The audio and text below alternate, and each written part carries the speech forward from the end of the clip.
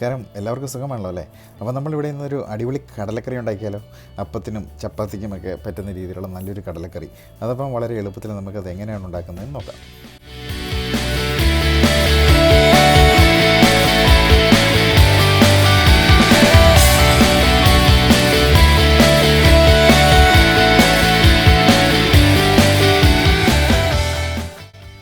നമ്മളിന്നിവിടെ കറി വയ്ക്കുന്നത് 1 കിലോ കടലയാണ്. അപ്പോൾ അത് നമ്മൾ വെള്ളത്തിൽ കുതിരാൻ വെക്കുക.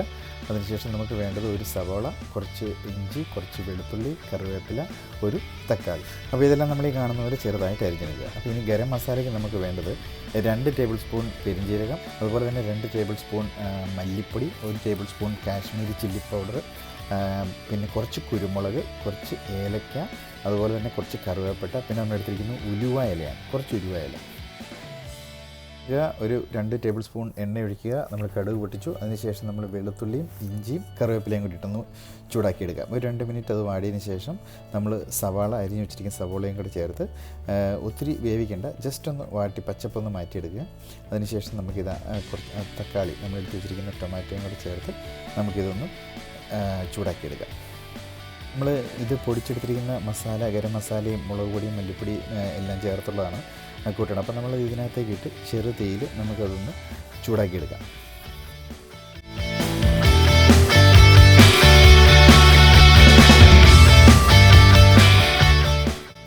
അപ്പോൾ നമ്മളുടെ മസാല ഏകദേശം റെഡി ആയിട്ടുണ്ട്. നമ്മളത് ചെറുതീയിൽ വെച്ച് ഒരു 5-6 മിനിറ്റ് നേരം എടുത്തിട്ടാണ് നമുക്കത് ഇങ്ങനെ ഒരു രീതിയിലാക്കിയത്.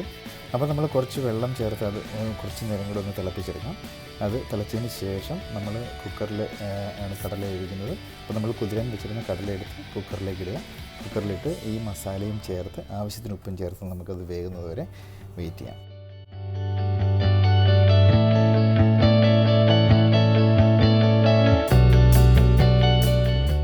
അപ്പോൾ നമ്മുടെ കടല ഏകദേശം വെന്തിട്ടുണ്ട്. അപ്പോൾ നമ്മളിനി ഇതിനകത്ത് ചെയ്യുന്ന കുറച്ച് കടല, നമ്മളൊരു സ്പൂൺ കൊണ്ട് എന്തെങ്കിലും എടുത്ത് കുറച്ച് കടലകൾ അതിനകത്തുനിന്ന് നമ്മൾ ഉടച്ചിടുക.